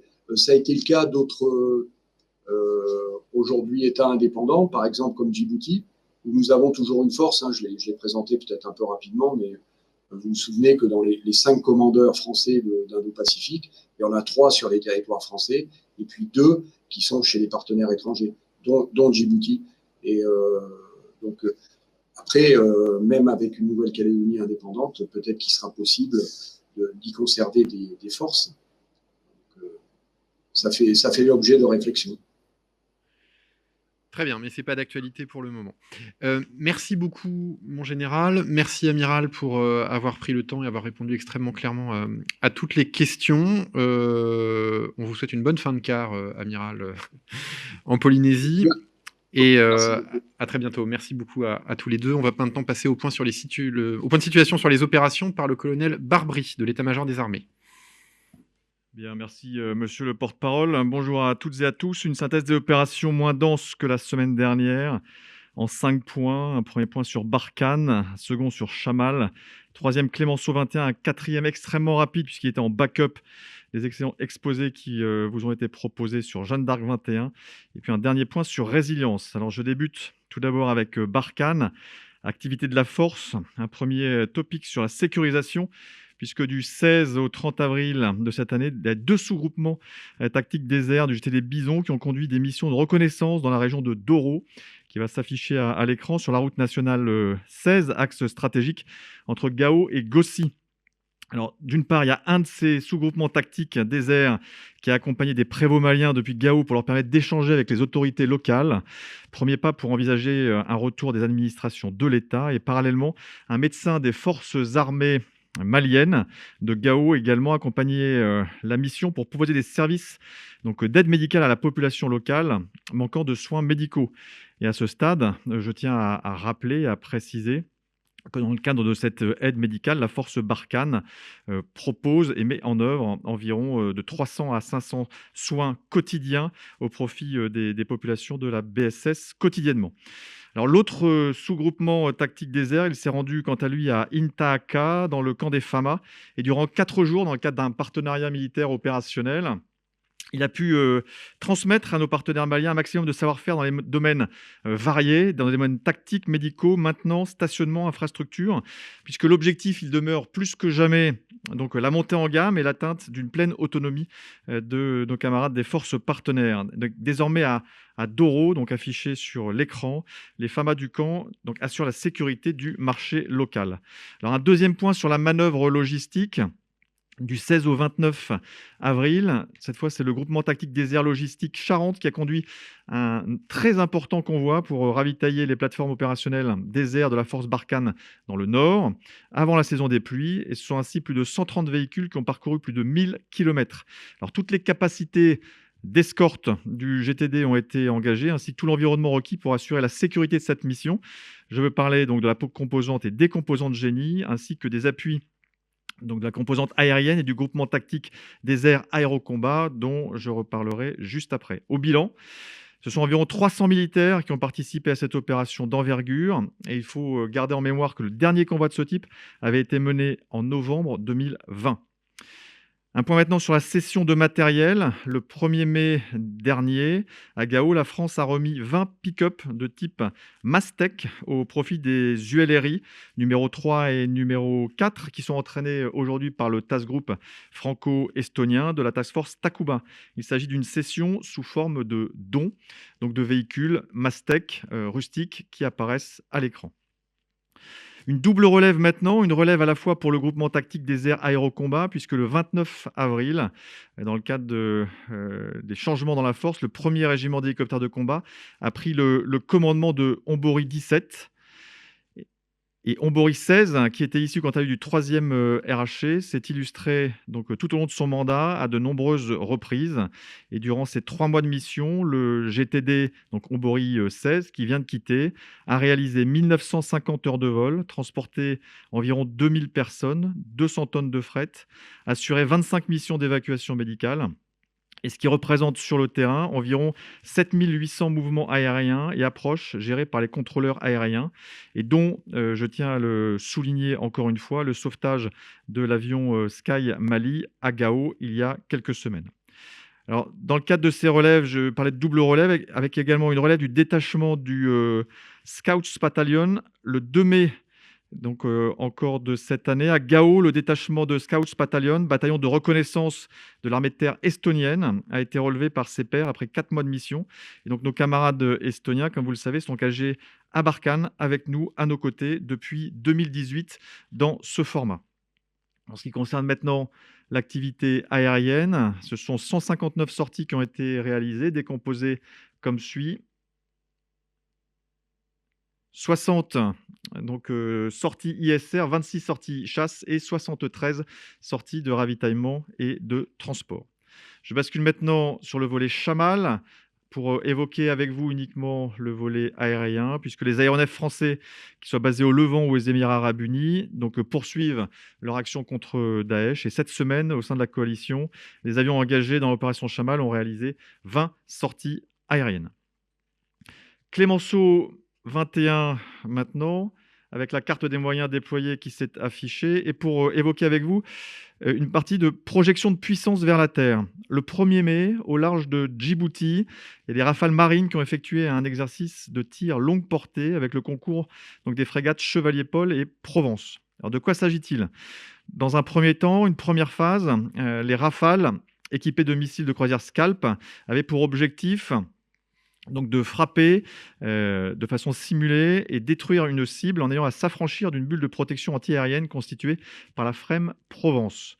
Dans une deuxième phase, la Provence devenait elle-même la cible, à la fois de rafales marines simulant une frappe par missile air-mer AM-39, et d'autre part, la cible du Chevalier Paul, doté pour sa part de missiles mer-mer MM40. Alors cet exercice intéressant a permis au groupe aérien embarqué de travailler sa capacité de frappe dans la profondeur, sous menace, donc on qualifie de A2AD, Anti-Access Area Denial, et ainsi qu'au bâtiment du GAN de se coordonner dans les domaines de la lutte anti-surface et anti-aérienne. Je bascule maintenant sur la mission Jeanne d'Arc très rapidement, comme je l'ai évoqué en préambule. Il s'agit d'un backup en cas de mauvaise liaison, pour vous indiquer que depuis le 3 mai donc 2021, Les bâtiments de la mission Jeanne d'Arc, mais comme ça a été excellemment évoqué, croisent en mer de Chine orientale et participent à la mission Aeto. De plus, donc dans quelques jours, et comme ça a été évoqué également, ce même groupe Jeanne d'Arc participera à l'exercice Arc 21 que je ne développerai donc pas davantage. Et je voudrais maintenant terminer sur le volet territoire national avec l'opération Résilience, puisque dans le cadre de cette opération, les armées restent résolument engagées donc, dans la mise en œuvre de la stratégie gouvernementale de vaccination du gouvernement. Dispositif quasi inchangé depuis la semaine dernière. Nous avons toujours 7 hôpitaux d'instruction des armées, dont 2 qui ont déporté leur offre de service, à savoir à Brest et à Sainte-Anne, puisque les bâtiments ne sont pas stricto sensu dans les enceintes des HIA, ainsi que 3 PMV qui sont déployés à Olivet, Dijon et Mérignac. Alors, la tendance est haussière, c'est une bonne nouvelle, elle est corrélée à l'offre de vaccins, et nous sommes actuellement sur les 6000 doses par jour qui sont délivrées par l'ensemble de ce dispositif. Au bilan, au 5 mai, plus de 99 000 Français auront reçu une dose de vaccin au sein des HIA ou des pôles militaires de vaccination. Voilà, j'en ai terminé avec la synthèse des opérations et je suis tout disposé à répondre à vos éventuelles questions. Oui, bonjour mon colonel. Juste une question sur la partie vaccination, selon les retours que vous font vos personnels. Est-ce que toutes les doses sont consommées, ou la grande majorité en tout cas des doses de vaccins sont consommées? Merci. Bonjour monsieur, merci pour votre question. Alors les retours qui sont faits montre que la quasi-totalité des doses qui sont prévues sont consommées. Les seuls petits écarts viennent de personnes qui n'honorent pas les rendez-vous qui sont pris sur Doctolib. Mais pour autant, aucune dose n'est perdue puisqu'elles sont redistribuées aux ayants droit et à ceux qui rentrent dans le cadre de la stratégie vaccinale. Nous avons une question de CNews en audio. Allez-y, monsieur. Voilà, très bien. Merci. Au risque de vous faire répéter ce qui a été dit dans des précédents points de presse, quelle a été la réaction des forces françaises au Tchad à la suite de la mort du président Idriss Déby? Est-ce qu'il y avait une procédure spéciale ou tout va bien à peu près? Merci beaucoup, monsieur, pour votre question. En ce qui concerne le volet strictement militaire et opérationnel, il n'y a pas eu de changement de posture en ce qui concerne l'opération Barkhane suite à ce qui s'est déroulé au Tchad. Nous avons continué les missions selon la planification telle qu'elle avait été envisagée. Il n'y a pas d'effet notable à signaler sur ce volet. Oui, bonjour, j'ai 2 questions pour vous, colonel.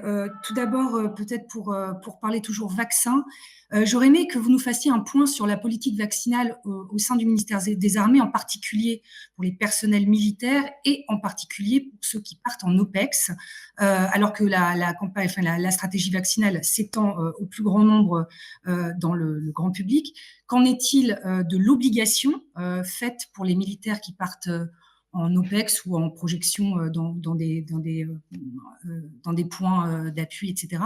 Voilà, est-ce que vous pouvez nous faire un petit point là-dessus?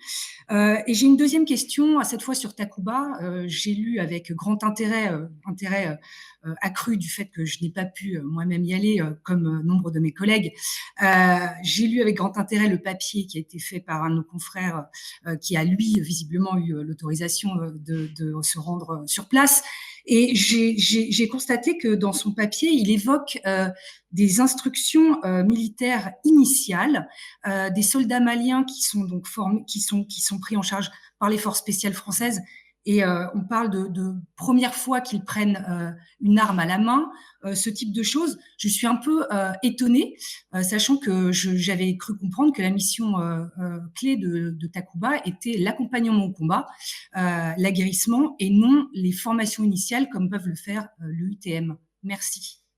Alors, merci madame pour vos 2 questions. La première question concernant la stratégie vaccinale. Donc, le ministère des Armées s'inscrit pleinement dans la stratégie vaccinale gouvernementale et donc vaccine le personnel éligible. Ça, c'est le premier point et j'allais dire c'est ce qui structure la vaccination dans les forces armées. Avec pour autant déjà quand même une exception majeure et que vous connaissez, puisque à la fois les marins qui ont pu embarquer pour les missions Clémenceau 21, Jeanne d'Arc 21, ainsi que ceux qui assurent donc les missions opérationnelles de la force océanique stratégique ont pu être vaccinés, à concurrence de plusieurs milliers de militaires. Ensuite, comme cela a été indiqué par Madame la ministre des Armées et répété par le chef d'état-major des armées, il y a des études qui sont en cours pour permettre donc la vaccination des militaires en posture opérationnelle avec un plan de priorisation qui vont permettre donc à ces militaires qui, dans des territoires difficiles, rugueux, complexes, ne disposant pas d'une offre de soins adaptée, pourraient être vaccinés. Des annonces en ce sens vont être réalisées prochainement. Donc, je m'en tiendrai là pour l'instant pour la stratégie vaccinale, tout en ayant entendu ce qu'a évoqué le président de la République ce jour. Le deuxième point... Pardonnez-moi, je rebondis juste un quart de seconde sur la question de l'obligation. Est-ce que le ministère des Armées est en mesure finalement d'imposer cette vaccination à ses militaires? Alors, sur les questions, alors là, vous levez une question d'ordre juridique à laquelle je ne peux pas vous répondre immédiatement. Je reviendrai vers vous. Le président de la République a indiqué d'une part que la vaccination relevé d'un choix personnel. Maintenant, vous le comprenez, la vaccination des militaires revêt également donc, une impérieuse nécessité opérationnelle. Donc, sur ce point particulier, je reviendrai vers vous avec une réponse tout à fait consolidée. Le deuxième point concernant Takuba. Effectivement, Takuba a une triple mission qui concerne l'accompagnement au combat et un volet formation. Initialement, et j'allais dire pour la quasi-totalité des cas, les différentes ULRI, donc les unités légères donc de reconnaissance et d'intervention, ont été constituées depuis des unités. Alors historiquement, l'ULRI numéro 4 avait été construite sur la 132e compagnie de combat des forces armées maliennes. Et donc, il ne s'agissait pas, j'allais dire, de primo-combattants. Il peut se trouver à la marge que quelques soldats intègrent le dispositif en premier rideau. Ce n'est pas la règle générale. La règle générale, c'est bien d'accompagner au combat des unités qui sont déjà formées et ont reçu à minima une formation initiale. Maintenant, dernier point sur la remarque concernant les reportages sur zone, j'ai pu indiquer, je vous l'indique à vous, j'ai indiqué à certains de vos collègues, nous sommes en train de remonter en puissance la capacité donc, de mise en place de ces reportages. Vous avez noté effectivement quelques reportages de long en loin qui sont sortis. Notre volonté, conformément à la situation donc sanitaire et de pouvoir retrouver une situation normale dans les meilleurs délais.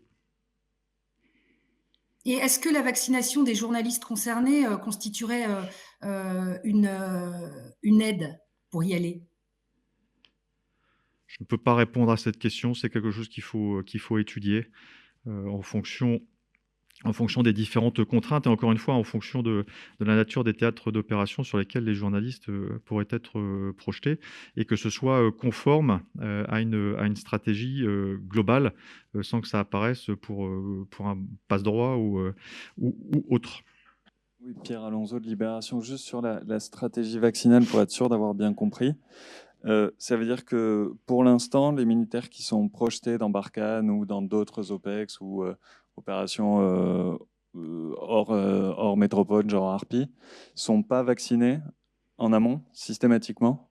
Alors je redis ce que j'ai pu évoquer. Actuellement, il y a la mise en place de nouveaux processus de vaccination pour permettre aux militaires qui sont déployés sur des théâtres particuliers de pouvoir être vaccinés un petit peu dans le cadre et la poursuite de ce qui a pu être fait pour les marins, Clémenceau 21, Jeanne d'Arc 21 et la Faust. Y aurait-il... Oui, Monsieur Tanguy. Oui, deux autres questions. Une question sur Olivier Dubois, donc notre collègue qui a disparu au Mali. Je voulais savoir quand Barkhane a été saisi de sa disparition, et sans rentrer évidemment dans le détail de ce qui est fait aujourd'hui, parce qu'évidemment c'est important de rester discret. Qu'est-ce qui a pu être fait à l'époque quand vous avez appris qu'il avait disparu? Ça, c'est la première question. La première concerne une zone connexe en Côte d'Ivoire. J'ai cru comprendre que dans le cadre d'un exercice qui se déroulait dans ce pays, un largage devait être fait par des A400M de l'armée de l'air. Et c'était important puisqu'il s'agissait de mesurer si l'A400M est en mesure de le faire maintenant. Je voulais savoir si à votre connaissance ça a été fait, parce que je ne crois pas avoir vu de communication sur ce point. Merci. Alors concernant le deuxième point immédiatement, c'est une question que vous avez déjà pu me poser il y a quelques semaines. À ma connaissance, ça n'a pas été réalisé. Ça, c'est le premier point. Le deuxième point concernant monsieur Dubois. Alors, d'une part, les autorités militaires ont pris connaissance de la disparition donc, du journaliste Olivier Dubois, alors qu'il tentait donc de réaliser une interview d'un cadre djihadiste. Je rappelle que M. Dubois a été fortement dissuadé par les autorités françaises de mener à bien un tel projet, et la force Barkhane n'a pas pour mandat de surveiller ou de tracer les déplacements donc des ressortissants français et a fortiori journalistes dans la bande sahélo-saharienne. Alors nous poursuivons, et la force Barkhane suit bien évidemment avec attention le développement de la situation et qui relève de la compétence à la fois donc, des forces de sécurité intérieure maliennes et du ministère de l'Europe et des Affaires étrangères. La question, mon collègue, vous l'avez bien entendu, je crois, c'était que ce que vous avez fait au moment où vous avez appris sa disparition. Au moment où nous avons appris sa disparition, la force Barkhane... la force Barkhane n'a pas eu d'action particulière, hormis de se mettre à disposition des forces de sécurité intérieure et d'apporter un concours éventuel en fonction des différentes sollicitations qui pourraient nous être faites. Cette posture, elle est la même et elle est permanente depuis l'annonce de la disparition jusqu'à aujourd'hui. Et comme c'est le cas à chaque fois, s'agissant d'un Français pris en otage à l'étranger, c'est le ministère de l'Europe et des Affaires étrangères qui est ministère pilote au sein du gouvernement sur cette question. Merci beaucoup, mon colonel. Point presse de la semaine prochaine avec justement un focus thématique sur le ministère des Armées dans le cadre de la crise Covid et une présentation par le service de santé des armées qui certainement pourront continuer à compléter les questions que vous avez posées aujourd'hui. Bonne fin de semaine à tous, merci beaucoup.